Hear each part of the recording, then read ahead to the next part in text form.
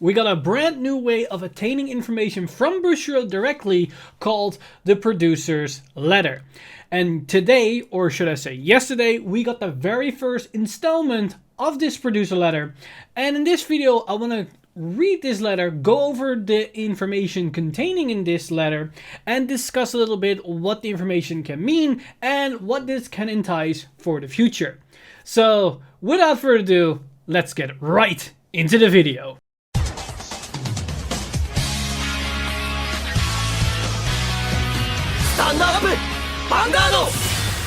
So before I'm going to actually read this letter and discuss the contents, let me explain what we're about to read, because not everybody might know about producer's letter or the producer letter of Vanguard.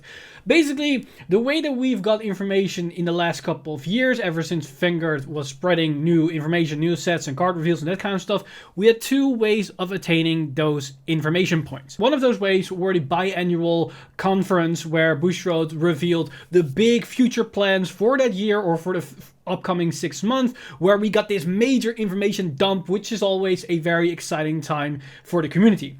Then the second way of us attaining information was the weekly live stream, which showcases card reveals, information for ruling, and a more detailed and finer picture was painted during those live streams.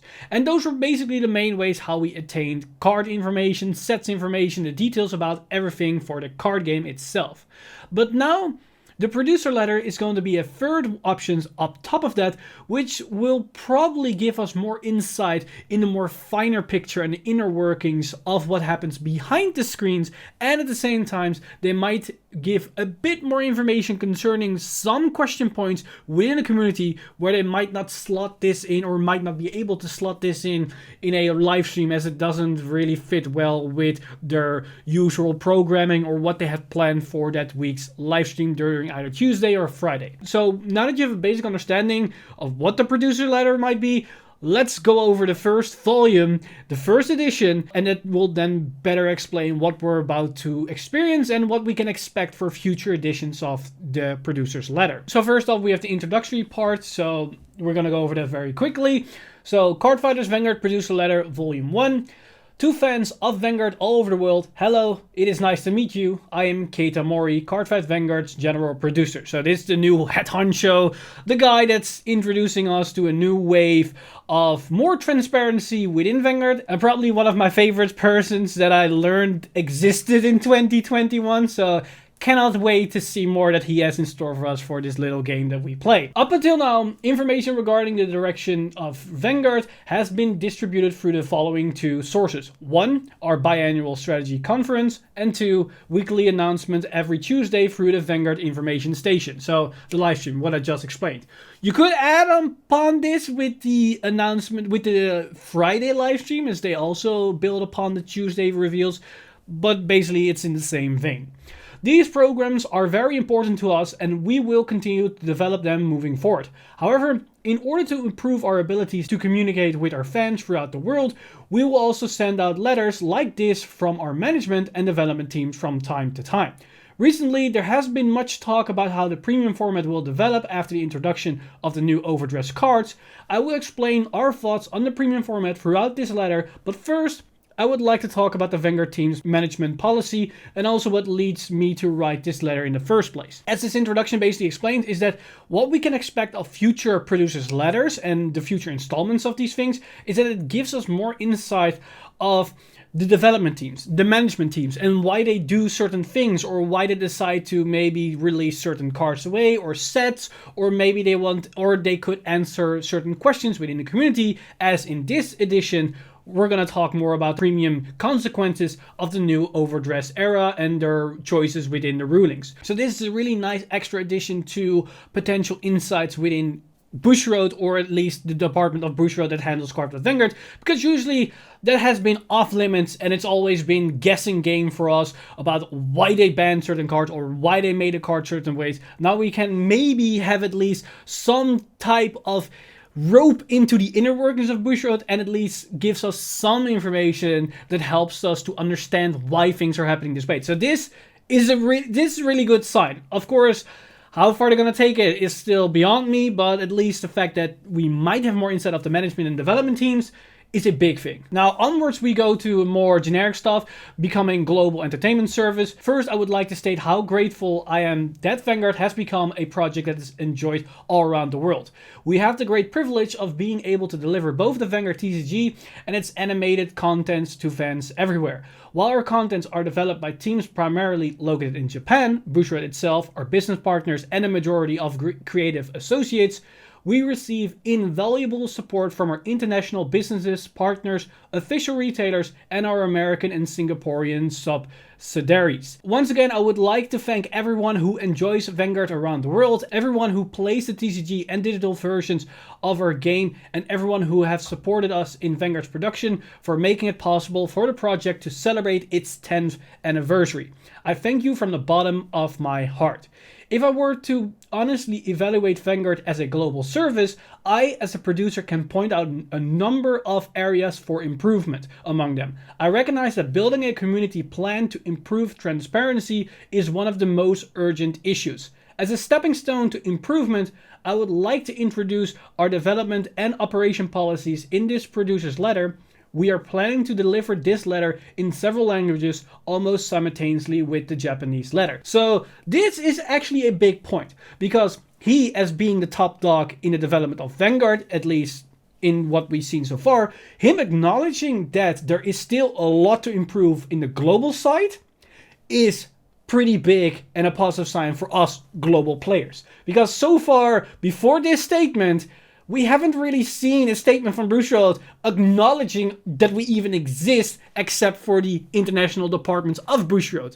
From Japan, this has never been a message they sent to us, so this is a big one. Your requests and feedback are always welcome. We make great use of the feedback we receive through our surveys, so please help us out. At the same time, we believe that we also need to carefully consider members of the community who do not typically respond to surveys or otherwise, so we also approach development through data analysis. So basically the surveys they use, and they also want to take in consideration that, of course, not everybody is filling in the surveys, so they want to keep as a broad picture as possible, which is, yeah, it's fine. It's a pretty generic term or something to throw out there. Last year, we received more than 6,000 responses to our 10th anniversary survey in Japan, which was very helpful. We are very grateful to all of you who took the time to answer the questionnaire, even though it was rather long, with an average completion time of more than 10 minutes. Thank you to everyone who responded. Although we can't disclose the answers to all the questions, we are looking into creating a platform where we share the voices of our fans. While the 10th anniversary survey was limited to Japan, we are also preparing surveys for international fans in collaboration with our global staff. Development and operation for fans around the world is now one of Vanguard's team's most important slogans. So first off, if this survey comes out for the global players, please fill it in. It's one of the best ways for us to send a message to Bushiroad if we like something, dislike something, or want to see something change. So if they come, please fill them in. Now, as for the rest of this part, that slogan is pretty good. That's a good sign for us. Like, this encompasses this last part that I just read. It's really nice that they really are changing their picture to the more global scene than just Japan is their market. This is really nice, a nice breath of fresh air. Now, as to the changes to Overdress, clan fights during the Overdress phase. Starting with the Overdress series, the Vanguard standard format will shift to a new nation-based format, rather than the clan-based format of the past. Now, as for the image, this basically, we've seen this before, just the split of the formats. On behalf of the Vanguard team, I would like to apologize again to all the fans, distributors, stores, and everyone else who will be inconvenienced by this drastic change. To speak frankly, there were a number of structural issues with developing a game that relied on us equally supporting 24 separate clans. You don't say. And these issues proved very difficult to overcome. The current Overdress team was established to improve the Vanguard's development system itself and provide a more reliable game environment for players. So this basically explained a bit why they changed from 24 clans to 6 nations, and this is something we voiced in the community rather greatly. So this is an understandable choice. It makes balancing and designing new cards way easier if they're not restricted and trying to separate it in 24 clans. At the same time, we have been searching for a way to preserve the basic ideas of clans, which are one of the game's most attractive gameplay elements. Our solution for now is to slow down the pace of card additions, while continuing to support the clan fight format through V-Series. Our goal is to create stable and consistent gameplay experience for V-Series moving forward. This basically explains why there are slowing down the amount of support for V-Series / Premium with maybe 1 or 2 sets a year, as it's easier to balance a format that has 24 clans or 24 different archetypes within where they need to balance cards for, and by giving them only a few cards a year, there's less for a potential power creep or a problem card or something that arise. Good example is the Clan Selection Plus Volume 1 and 2 that they just printed, and how they managed to do that. Those cards look pretty good, they're not overpowered, they bring interesting new things to the table, and if that is the direction they're going to take for a V Premium and Premium, then it's going to be fine. It's going to be completely fine, and it's going to probably be very interesting formats going further in the future. Now, Premium format during the overdress phase. In January of 2021, we announced our release schedule for the new V Premium cards. What about the Premium format then? As I mentioned at the beginning of this letter, we have received many questions regarding to the Premium format from around the world. Thank you to everyone who sent in their comments, requests and questions. Our original plan was to release information in March of 2021, close to the start of the overdress phase. But we have decided to bring this forward. First of all, there is one thing I would like to apologize about regarding the Premium format.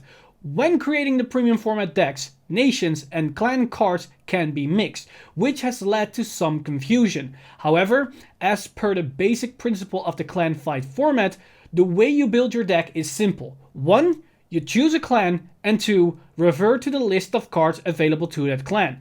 Starting of April of 2021, the rules of the Premium format will be as follows during the overdress phase. Note, as the starting date differs per localization version of the game, we will refer to the time after release of overdress as the overdress phase. Premium format during the overdress phase. In Premium format, all cards released and distributed so far can be used, including the cards with the D icon released during the overdress phase.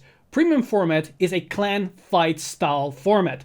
Players will choose one clan and then assemble a deck with cards belonging to that clan.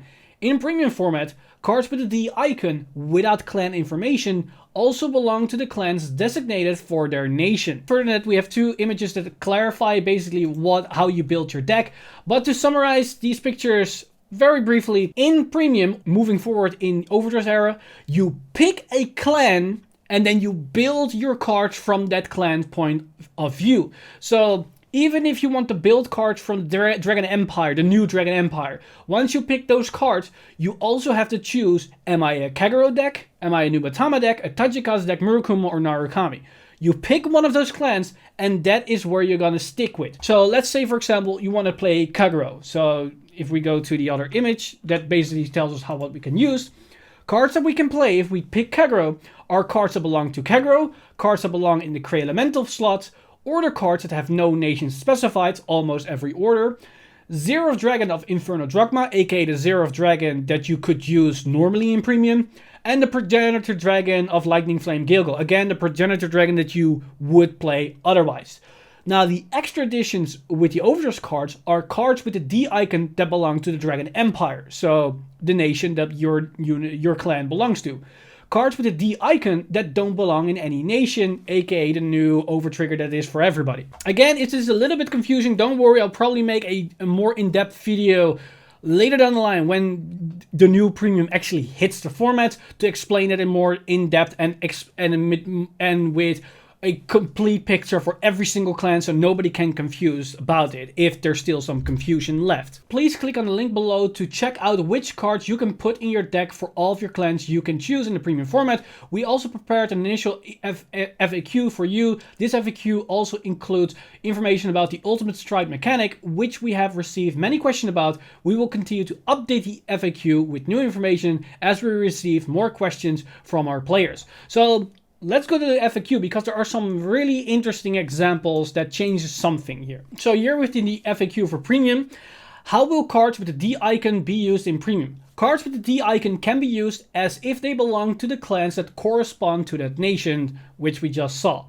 How do the nation of cards with the D icon correspond to the clans? Please refer to this list. Again, this is just a summary. I will go over that in a future video. You can go to this list if you want to get an immediate answer. Can overtriggers be used in Premium? Yes, they can, as Spiritual King of Determination Albaria belongs to all nations and clans in the same manner as Cray Elementals. It can be used with all clans. As Dragon Deity King of Resurgence Drakveda is a Dragon Empire card with a D icon, it can be used with Kagero, Nubatama, Tachikaze, Murakumo, and Narukami in Premium. Can I use decks that fulfill construction from D series cards in Premium? Yes, you can. However, as right decks are not usable in Premium, please begin with the game with your right deck cards inserted into your main deck. Please change your sleeves to be the same as your main deck when you do so. When you are required to record the clan of your deck in a Premium tournament, choose one of the clans that correspond to that nation and register the deck under that clan. aka what I just explained, you always have to pick a clan when building a Premium deck, even though your entire deck might be comprised completely out of a nation deck card. So like Dragon Empire, you still need to pick one of the clans that fulfill into Dragon Empire. Both Dragonic Overlord DN BTO 5005EN and Chakrabarti Divine Dragon Nirvana are in my field. Will the power of Dragonic Overlord be reduced by 2000? Yes it will, as Chakravarti Divine Dragon Nirvana is considered to belong to not just Kagero, but to Nubatama, Tachikaze, Murakumo, and Narukami as well. The condition of having a non-Kagero Vanguard or Rearguard is satisfied, which makes sense because it belongs to all those nations, so it is like you have a non-Kagero card onto the field. Now this also comes the other way around with the next question. Both Blazing Lion, Platina Ezel, BTO 9, and Apex Creator Bastion are in my field. Would Blazing Lion, Platina Ezel be unable to attack due to the Lord being applied? No, it would be able to attack, as Apex Creator Bastion also belongs to Gold Paladin. The condition of having a unit without the same clan is not satisfied. Basically, because the new nation cards are still part of your clan, you can still see them as being your clan. So if your card looks at having a non-clan card on the field and gets some aspect of it, it will activate. But if it also needs to have your clan onto the field, then those conditions can still be met. Thus, these interactions work the way they work. How will Seraph Dragon of Distant Sea Megiddo and Progenitor Dragon of Deep Sea Ballerina and Seraph Dragon of Death Garden Zoa and Progenitor Dragon of Birth Megaloma be handled from now on? They will not be handled any different from the way they currently are. Seraph Dragon of Distant Sea Megiddo and Progenitor Dragon of Deep Sea Ballerina can be used with Grand Blue, Bermuda Triangle, and Aquaforce. Seraph Dragon of Death Garden Zoa and Progenitor Dragon of Regal Birth Megaloma can be used with Mega Connolly, Great Nature, and Neo Nectar. So, just as we used to, it still stays the same, nothing changed. Silverhorn Beast King Magnolia is included in my Grand Blue deck. Since Silverhorn Beast King Magnolia also belongs to Zoo, can I include Seraph Dragon of Death Garden Zoa or Progenitor Dragon of Regal Birth Megaloma in my G deck?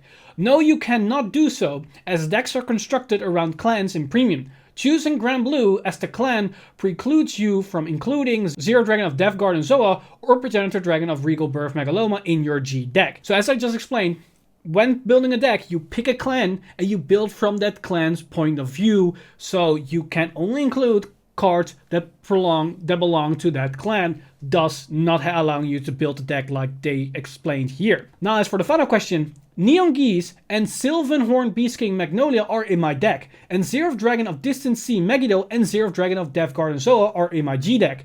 If my Vanguard is Silverhorn Beast King Magnolia, can I Ultimate Stride Seraph Dragon of Distant Sea Megiddo or Seraph Dragon of Death Garden Zoa? Yes, you can, as Silverhorn Beast King Magnolia belongs to both Megalanica and Zoo. You can Ultimate Strike Seraph Dragon of Distant Sea Megiddo or Seraph Dragon of Death Garden Zoa.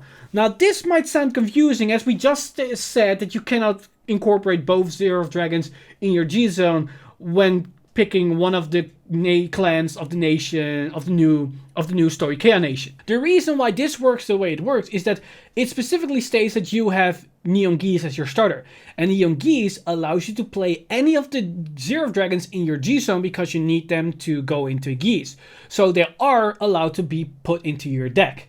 And this interaction only works with Stoicheia units, as Stoicheia units belong to both Zoo and Megalanica. Thus, if you sit on one of those Stoicheia Grade 3 units, you are able to Ultimate Stride in one of those, as they belong to the nations that also belongs to either of those Zero Dragons. So only in this particular situation, with Stoicheia units, are you allowed to potentially stride in either of those two units, but only if you have Neon Geese as your starter. Otherwise, you cannot even put those Zero Dragons in your deck to begin with. Now, as we go back to the rest of the letter, we also have received many questions and requests regarding our plans to add cards focusing specifically on strengthening the premium format. Our current outlook is that we are considering adding dedicated cards in the future, but we do not plan on releasing premium format products with such cards in 2021. Now, you might wonder, how does this be? Because we just saw the English release schedule where there was a premium exclusive product. Now, as I explained in that particular video, is that it's an English exclusive product.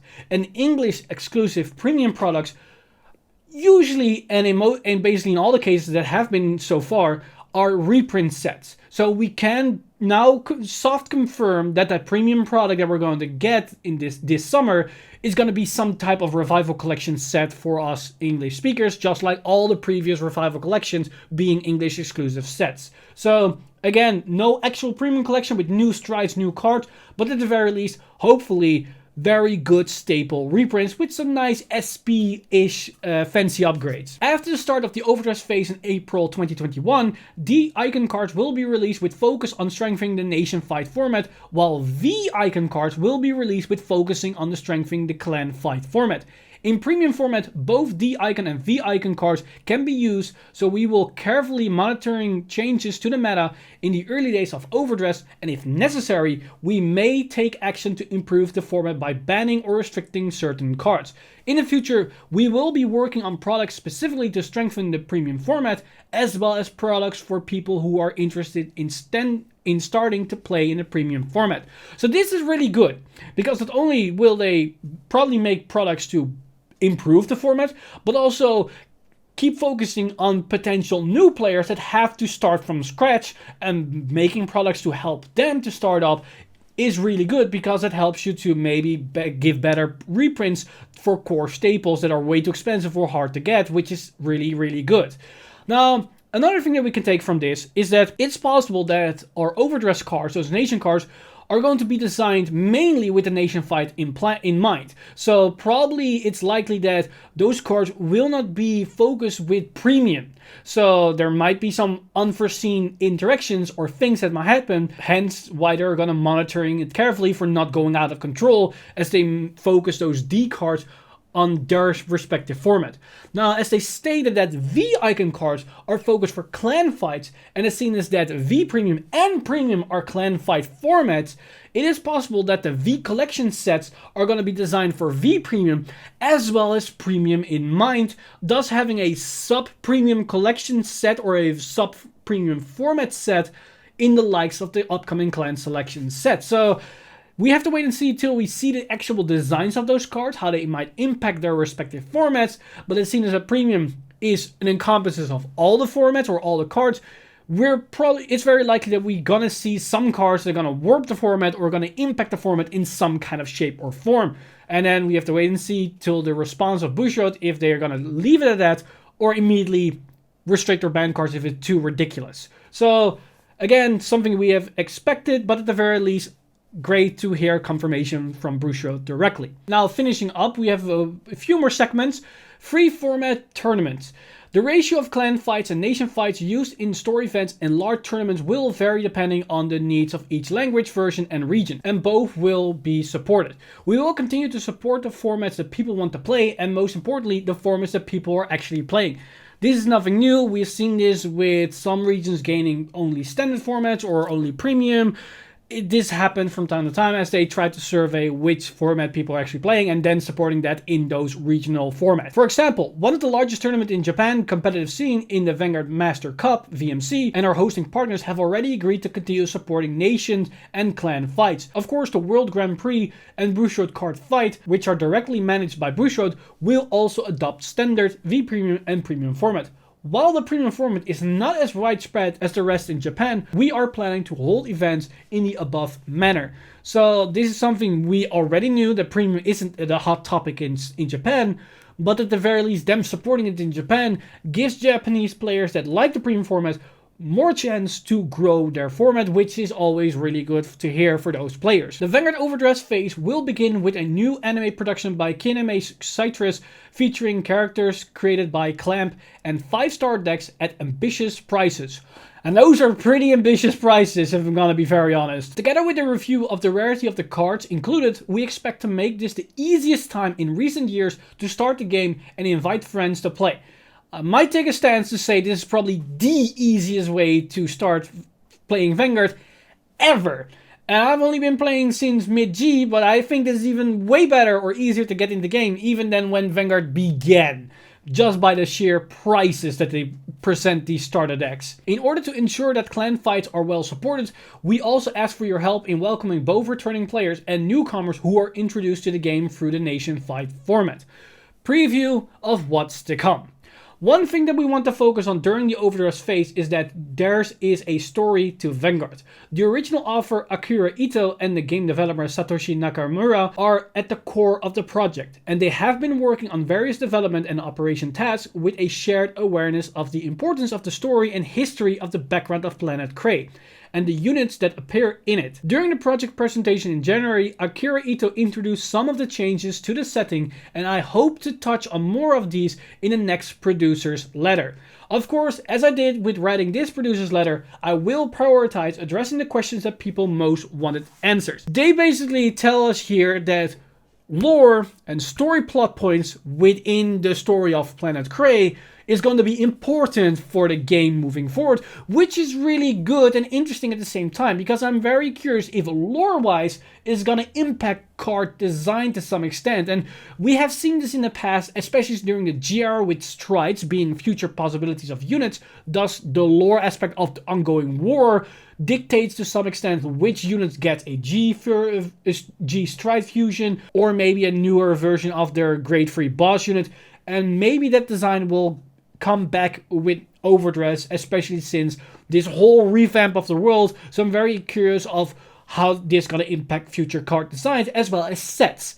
Now, at the same time, this last sentence is really good to hear, that these future letters will basically have two parts. They address a certain big information point that Keita Mori wants to explain, but at the same time he will address one of the more pressed questions by the community at the same time during those producer letters, which makes these type of information reveals or these information dumps or whatever you want to call this very interesting and always very exciting to anticipate once another version drops. Now, as a final greeting words, we have of course greetings. How did you like my first producer letters? I would greatly appreciate if you shared your thoughts and gave my feedback of any of the formats available to you. Please feel free to send me replies on my Twitter. It is difficult for me to respond to each reply individually, but I will definitely read them all. Also, while I will be able to understand messages in both English and Japanese, I am not fluent in other languages. Still, I will try my best with translation services. I would also like to take this opportunity to express my heartfelt gratitude to all the medical professionals who are fighting on the front lines, those who are supporting the infrastructure of society, and of course, those who brighten our daily lives with entertainment, where it is needed. As the world faces a difficult phase in the upcoming battle against the coronavirus, I thank you all from the bottom of my heart. I'm also sincerely thankful to be able to launch our new series, Cardfight Vanguard Overdress, in the spring of 2021. Signed by Keita Mori. So I asked for my thoughts, and this is basically where I'm going to summarize that precisely. So this is the very first letter that we see, the very first producer's letter. So it's overall, it's basically introductory to what they've been doing, their design, or their worldwide reach. It's basically very a promotional thing. It's hard to describe it. You would expect this of the very first installment. But at the same time, there are some really nice beats in this letter. The fact that they're now focusing on the worldwide release, that their international community is going to be an important point, is very reassuring, because so far we had none of that. Now finally being acknowledged by Japan is a big thing. So I hope that this is going to be the start of something great. At the same time that they now are going to do this producer letter and hopefully gives us insight in the development team, in the management team, will give us more information and more understanding of the company itself. Because so far, in the last couple of years, these last 10 years, it all have been a guessing game. And making this more transparent to all of us makes probably the upcoming years with Katamori at the steering wheel probably the best era of Vanguard that we have to experience, because the changes that this man has given to the game in just a few weeks ever since they announced Overdress has been insane. And I'm not even talking about the change to the actual physical game. I'm talking mainly about the communication and the transparency that we see from the upper echelons of Bushiroad, or the upper echelons of the Cardfight Vanguard department of Bushiroad. So basically, I want to say a big thank you for Katamori for doing this and for making the changes, and maybe not only him, maybe the management team behind him that are making these changes possible. But I'm very thankful to the bottom of my heart that these things are changing the way that they are. Now, I'm very curious of what the second installment is going to be, and probably from this point onward, whenever we have more of these producers' letters, I will make a similar video where I'm just gonna read the letter, give my opinion while I'm reading through it, and also give more context to whatever might be in the letter to you guys if you don't have the time to read them, or you just want to have immediately somebody's opinion while also getting the news whilst get out to us. So overall, very good stuff. Not a lot of new information, basically more clarification. The Zero Dragon interaction with Stoikea is kind of interesting, was to be expected, but it's great that they clarified that to the way that they did. And if there's still any more doubt or questions about knowing which cards you could use in your premium deck, don't worry. There will be enough information available to us, and at the same time I will link this letter in the description down below, which contains the list that you can address or use to answer the question which cards you could use. So go to that link and get your information that you need if you want answers right now. With that said, let me know your thoughts about the very first installment of the producer letters in the comment section down below, and what you might hope to see in volume 2 whenever that's going to be dropped. As always, this video has been brought to you by our lovely patrons over patreon.com/VanguardInsider. You guys are amazing. If you do want to support the channel or everything that's happening on the channel, you can simply go to patreon.com/VanguardInsider and become a patron today.